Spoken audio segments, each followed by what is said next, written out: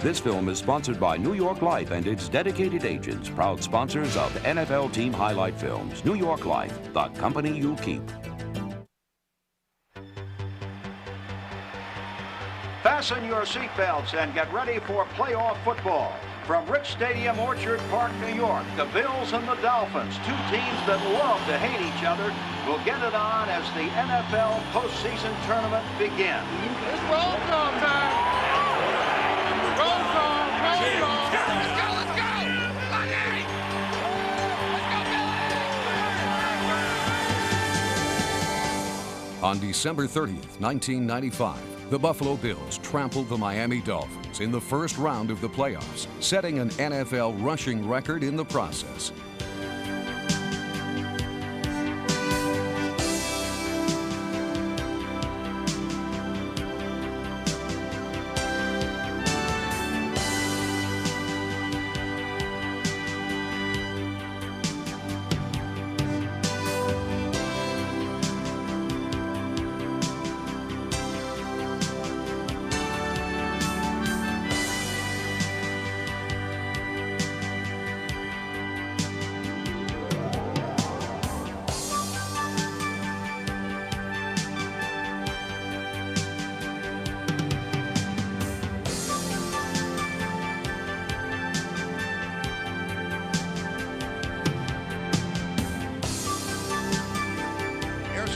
Derek Holmes trying to get outside. He breaks a tackle at the 20.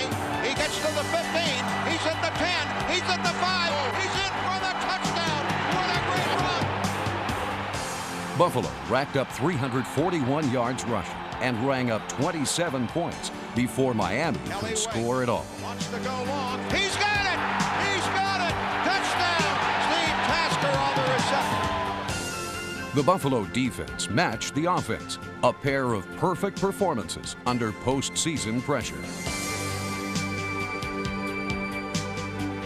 Again, Marino shotgunning. And a high snap, and the Bills get the ball.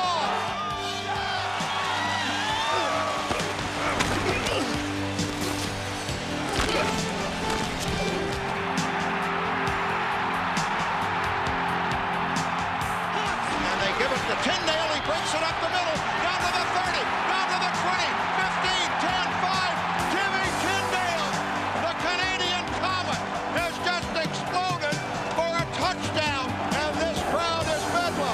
It's pandemonium. It's pandemonium. What a run by Tyndale. We might be old and gray and bald, but we're still the one. AFC playoff rushing record. Yes, sir. So, on behalf of that, the offensive line, the running backs, and the offensive coaches, get a game ball.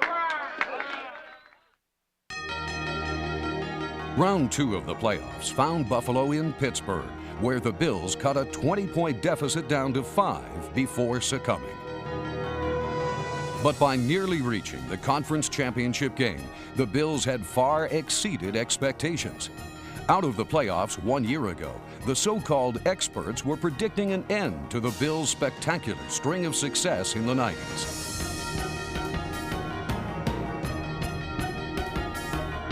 '95 was to be the winter of their discontent. Head coach Marv Levy faced a season of rebuilding, the experts said, and it looked like they were right when the Bills scored just 7 points and lost on opening day. But reports of the Bills' demise were a bit premature. Kelly drops back in the pocket. The blitz is on. He runs up the middle and throws and is caught at the 35, 40, 45. Copeland midfield down to the 40, down to the 30, down to the 20, and in for the touchdown. The 77-yard pass and run. Russell Copeland. In sunny skies or stormy weather, the Bills found a way to win and won 5 straight games. Running right, and he is headed for the end zone, and he drives in there. Flag on the play. Fumble, and it's recovered in the end zone by the Bills. Let's see who got the ball in there. Harwell Gardner. How do you like that? A national television audience saw Steve Christie boot the Bills to a win over the Browns. Here's the kick. It's on the way. This one is up, and it is good. And the Bills, with 5 seconds to play, have taken a 22-19 lead. Do you believe it? 1 week later, Christie tied a team record with 5 field goals. And this team that was going nowhere had gone instead to the top of its division. The win over the Jets was a landmark victory for Marv Levy. So let's relive the occasion with Marvin Daniel Levy, a genuinely nice man, passionate about every element of the game he loves. Okay, guys, where else would you rather be? Where else would you rather be? Remind everybody, no offside. Long count, no offside. Remind them. Ah, damn it. He burped them offside. He burped them offside. Fumble, fumble, fumble. What kind of a fair catch signal is that? He gave a signal at the last split second. What kind of a call is that? That's the most chicken call I've ever seen. That is the most chicken call I've ever seen, Tony. Who threw that flag, you know? Who? He's an idiot, the guy. He keeps doing it all the time. Way to go, Thomas Smith! Way to go, Thomas! Way to go, David! Way to put that shoulder in the torso, David. They go down that way. Come on, Steve. Come on, Steve.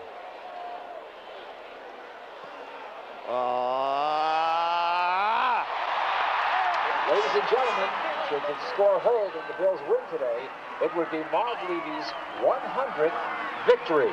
The 14th coach in NFL history to win 100 games with one team. You were there for all of them. You were there for all of them. You were there for most of them, Jim. Congratulations, Coach. Thank you. Jimmy, you were there for all of them. Thank you. Thank you. Hey, thank you, John. Thank you very much. Thank you. Hey, Bruce, you were there for all of them. Congratulations. Thank you. Thank you very much. Thank you.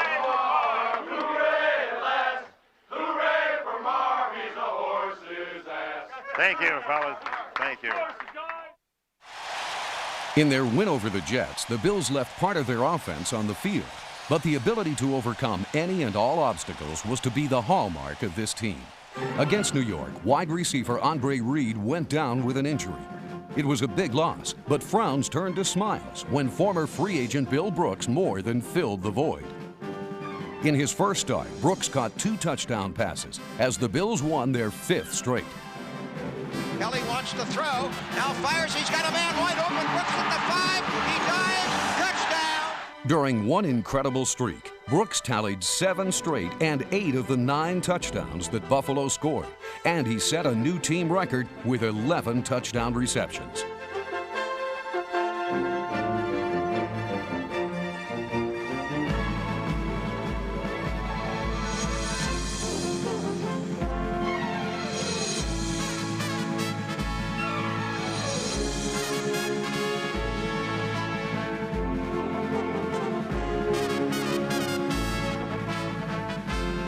More help came from the special teams.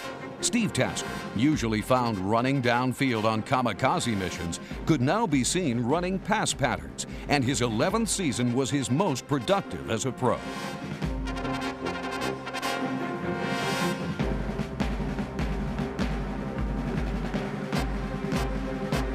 Steve Tasker typified the spirit of the Bills, a player who came up big when his team needed him most. The special team standout had career bests in catches, yards, and touchdowns.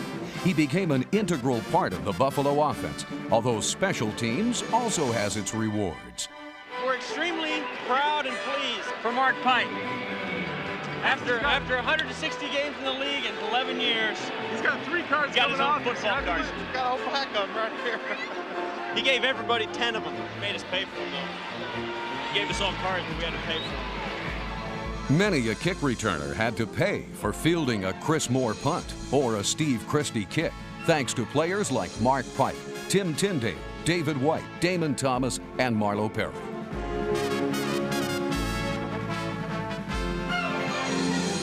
Many of these players would be called on to replace fallen teammates, and even assistant coach Elijah Pitts moved up when Marv Levy had to leave the team for 3 weeks due to surgery. The Bills' trip through a minefield continued against the Patriots when Thurman Thomas was injured and Buffalo lost. With several skill players scuttled, the Bills were beaten again the next week. But from that point on, the offensive line took up the challenge. Led by 10-year veteran center Kent Hull, Buffalo's offensive line formed an impenetrable wall around quarterback Jim Kelly and kept him healthy. In 1995, Kelly took every snap that mattered. The offensive line danced a big man's ballet, and running backs often found themselves free in the secondary. Buffalo's bread and butter is called the counter trade. It calls for the offside guard and tackle to pull and lead a runner around the flank. It works when number 60, Jerry Ostrowski, and Glenn Parker, number 74, escort Thurman Thomas around the left side. It works when number 68, Corbin Lucina, and Corey Lucci, number 72, lead Derek Holmes over left tackle. It works especially well when franchise player John Fina, number 70, and number 79, number 1 draft pick Reuben Brown blow holes in the right flank. The first rookie since Thurman Thomas to start every game for Marv Levy, Brown was named to the All-Rookie team, and he leads an enthusiastic youth movement that has transformed the Bills into a young team on the rise. Number 84, tight end Lonnie Johnson, was a second-round selection a year ago. He has the speed to get deep and the strength to literally carry a defensive team.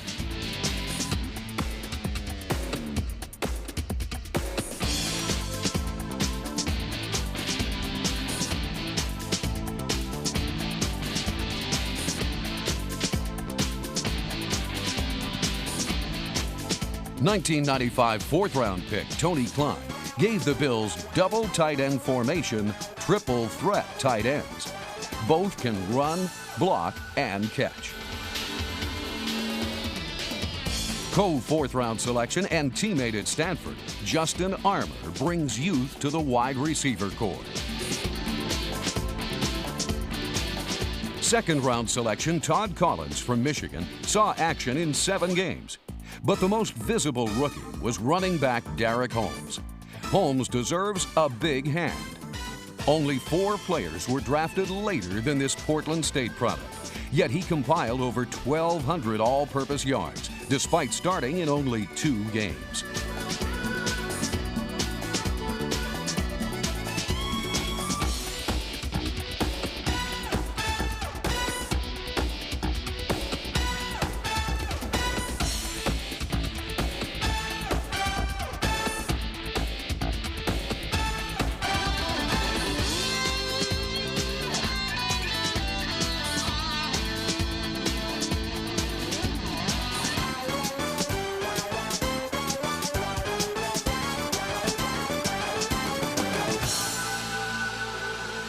Holmes was another player who stepped it up by taking the sting out of the loss of Thurman Thomas, who, despite missing several games due to injury, became the Bills' all-time leader in touchdowns and 100-yard rushing games.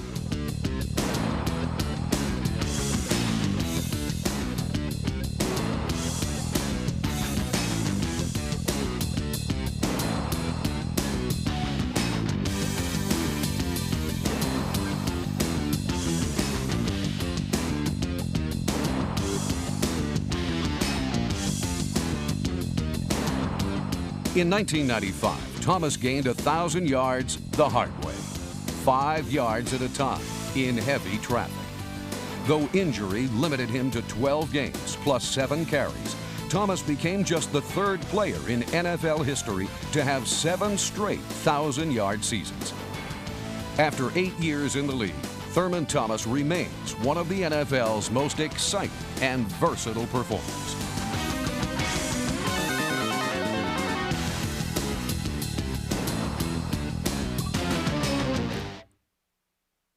Fourth down. A little over a yard and a half away.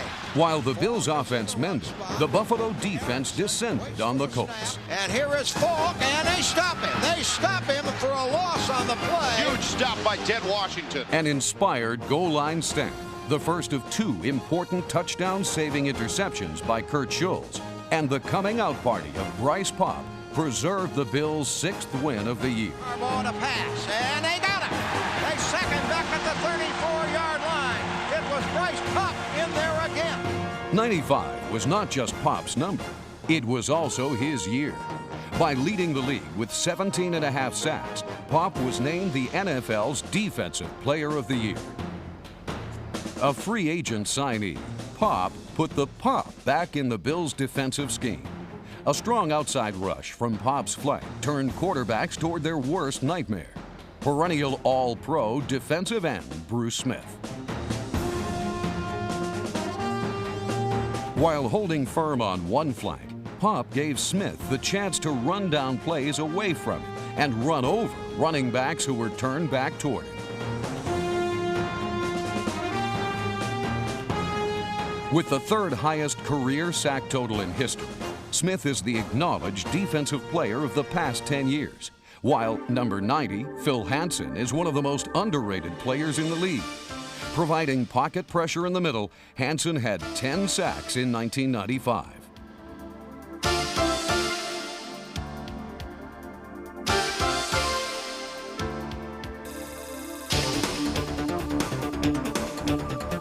Free agency brought savvy and depth to the middle of the defensive line. Number 77, Jim Jeffcoat, played like the 14-year veteran that he is. And Ted Washington, number 92, made a huge contribution at nose tackle.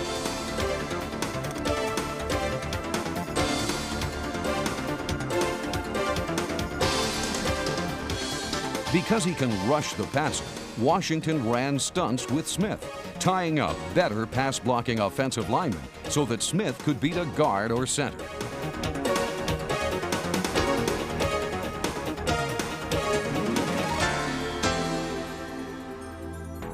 An injury cost Buffalo 3-year starting linebacker Mark Maddox, but meant that Monty Brown, Marlo Perry, Sam Rogers, and David White got valuable playing time that will help make up for the loss of Cornelius Bennett, whose 9 seasons in Buffalo were a big part of the Bills' success. And here's Bledsoe to throw, and it's intercepted. Return to the 40, 45, midfield. Cornelius Bennett on the interception. It is pandemonium at Rich Stadium. In the secondary, number 1 draft pick Jeff Burris, number 1 selection Henry Jones, Kurt Schulz, and another number 1 pick, Thomas Smith, number 28, started the season. Jones is the old man of the group, having just completed his 5th season.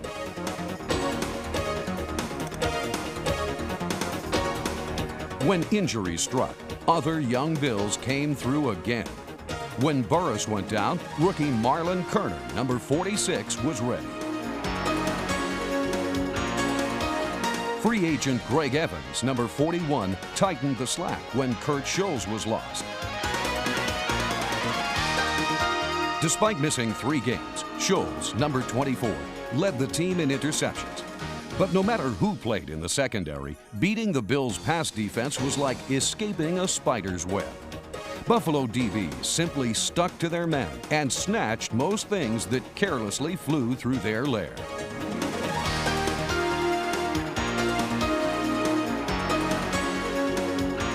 And it wasn't just the superstars that could make the big play.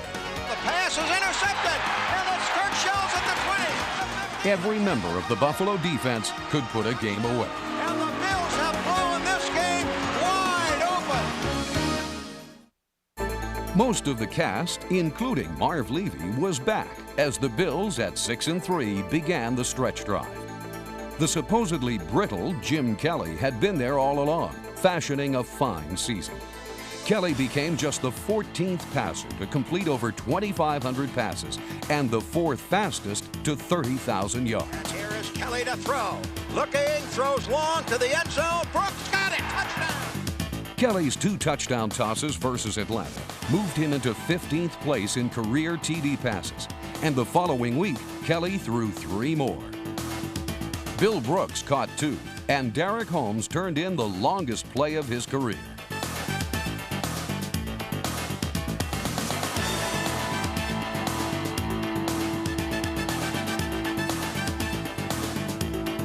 Thurman Thomas was as good as new, but an 18-point lead shockingly shrank to 2, and the game came down to 1 play. A 2-point conversion try. Esiason, he fires it, it's broken up, and the Bills win the game. The next week, Buffalo gave up 22 fourth-quarter points and lost. Against the defending champion 49ers, the Bills cut a 10-point deficit down to 3 with 11 minutes left in the game, but came up just short. Their cushion was deflated as Buffalo's record slipped to 8-5, needing to win their next 2 games to win the division. So the Bills put on their game faces, and the Rams never had a chance. Bruce Smith moved into 3rd place on the all-time sack list and led the defense. The offense soared to its highest output of the season. Here's Holmes off the right side. He's at the 30, the 25, the 20, the 10, the 5. Touchdown for Derek Holmes. Kelly to pass. Looking. He throws. And it is Tasker. He's got it. Touchdown. Turn out the lights. The party's over. And the celebration could begin with one more win, continuing the Bills' startling string of success in the 90s. Game day program. Game day program, yeah. Program. Bring us a bit of title back to Buffalo, baby. Where it belongs. Great day for football. A lot of hard hitting going to be out here this afternoon. Sit back, relax, and enjoy it. Go Buffalo! Go Buffalo!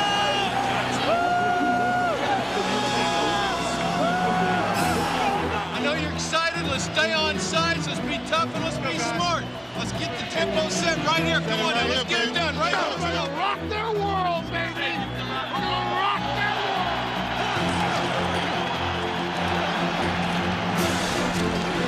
They got it now. They sack it. And guess who? Number 95, Bryce Hart.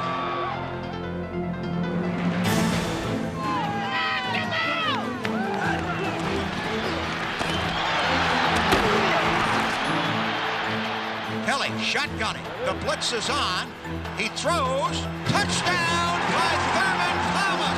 Confetti flies at Rich Stadium. Marmalade gets the handoff. And is he in for the touchdown? He is. And what a game it is. Oh, boy.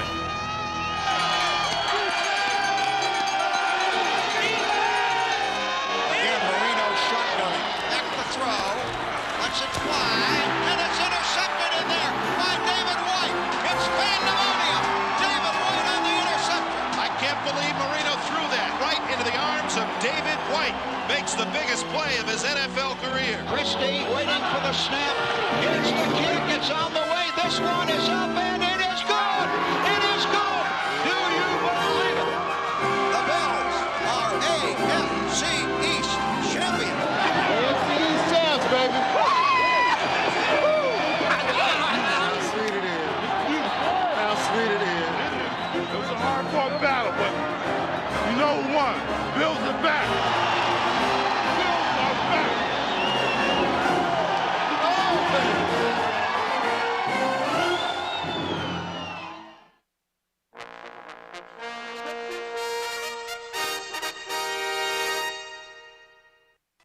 We had guys from the south, north, from the streets, and what we did, we had a team meeting and say, okay, let out your prejudice. Let us know whether you like blacks. Let us know what's your prejudice, and everybody know. I said, okay, that is out of the way. Let's go play football. The team was made up of a bunch of misfits. They put me in offense once, and my mother called up and said, no, he's a defensive player. Now, Sistak was a tight end, had bad knees, but he made him a defensive tackle. Dunaway is partially blind in one eye. McDowell suffered from migraine headaches, and the New York newspaper named us the Formidable Four.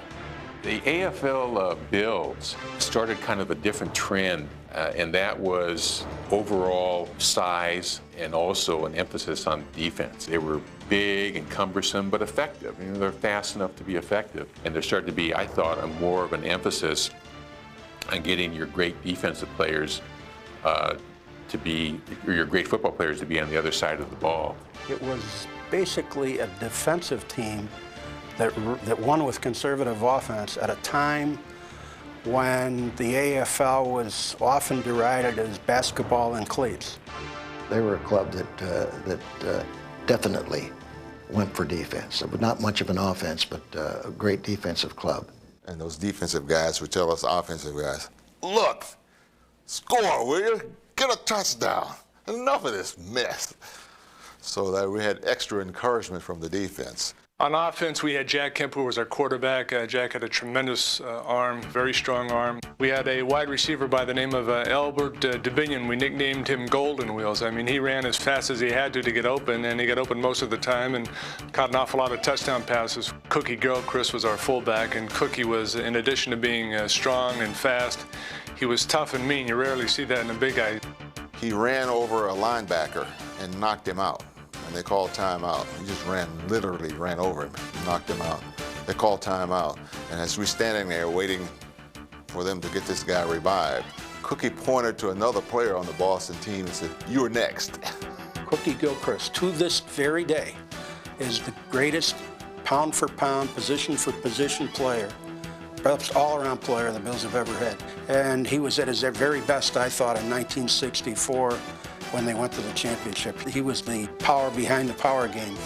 The mood was electric because the Bills had never come that far. The crowd was yelling the whole game, and they might have been standing for the whole game, and it was wild. When San Diego took that 7-0 lead, most of the press said, okay, they're going to dominate here. This is probably going to be 2-3 touchdown margin of victory. And Mike Stratton changed all that. Tobin Road threw the ball high. And Keith Lincoln had to jump up to get the ball. Mike Stratton, who was my outside linebacker, hit Lincoln and broke 4 of his ribs. All you could hear was the thud of the pads. Mike Stratton driving in for the perfect tackle. We knew that there'd be no getting up. When Stratton made the hit, it was like a surge of adrenaline through the entire Buffalo team. You could just sense that it was all over for the Chargers. The fans felt it, we felt it. The whole team was electrified, and it kind of gave us some impetus to go back and win the game. Came back and was just pounding and pounding. We just beat the crap out of them. Tell you the truth. And they just pounded away, nothing fancy, and they just blew it right into the end zone. And it was another statement maker that we don't need to be as flashy as you are. We can do this one step at a time, and that one step will be right on your head. That Buffalo team was the essence of the word team. Oh, I remember that very well. We proved that we could do it. They said we couldn't do it, and we did it. That game is a very, very fond, loving memory for me and for all of us who played in it. Winning a championship, a pro football championship, is like making love to the most beautiful woman in the world.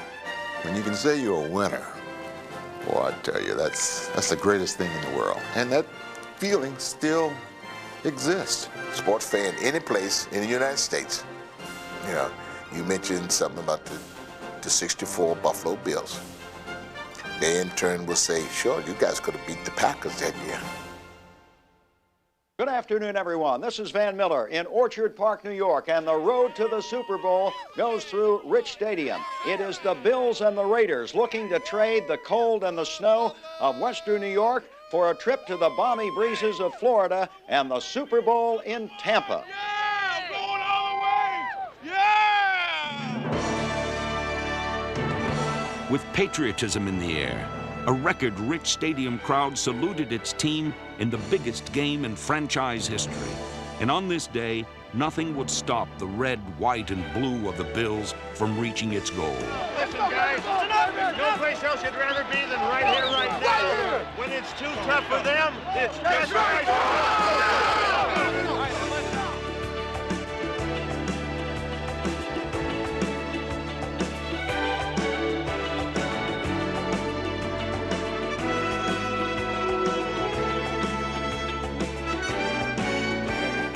Thurman Thomas's score was part of a 41-point first-half barrage in which the Bills could do no wrong. Here is Kelly in the shotgun waiting for the snap. Dropping back, he drops the ball, picks it up, rolls to the right, still on his feet. Now throws, it's good to Lofton. He runs in for the score. James Lofton.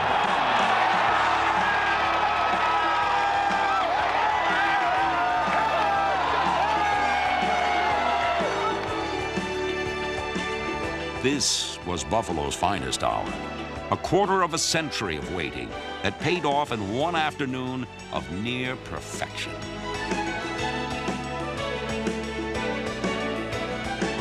Kenneth Davis tied an NFL playoff record with 3 touchdowns, and Buffalo posted the largest margin of victory in AFC Championship history.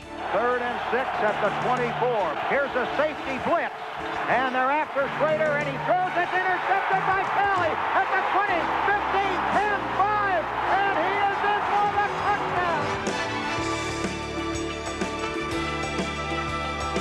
The Bills are in the Super Bowl for the first time in their history. It took 25 years to get there, and they did it in championship style. We're going to the show! Tampa, here we go! Go break your bag! Go break your bag! Where we going? To the show. Where we going? To the show. What time? Next week? What time is it? Showtime, baby! Yeah!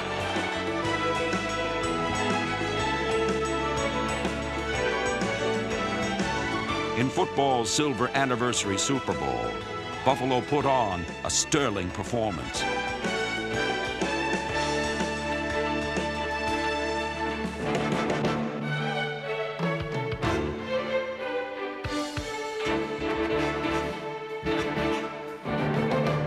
On football's greatest stage, the Bills had several shining moments.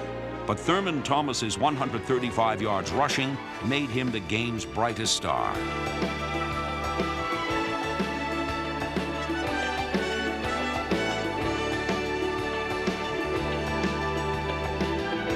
In the most competitive Super Bowl ever, Buffalo fell 1 point short.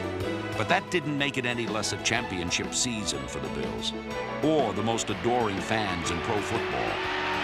No fans have developed a greater love affair with their team as they continue to turn out in record-setting numbers, and no team has become as one with its people. You got some great fans. My fans, we love you. You got the best fans. A team and a town embraced, forever sharing in Buffalo's triumph. A championship season, a season to be cherished for a lifetime. Congratulations, Jimmy. The team that came in from the cold, 7-9 last year, weren't even mentioned in the preseason polls as a possible division winner. I'm all emotional right now. One of the great wins in Bills history. No question about it. And Thurman Thomas came up big, and the young secondary came up big, Murph. Ken Irvin made all the plays he had to, and Greg Evans, and that's the story of this Bills season. The reserves coming off the bench, making plays, and clinching the AFC East.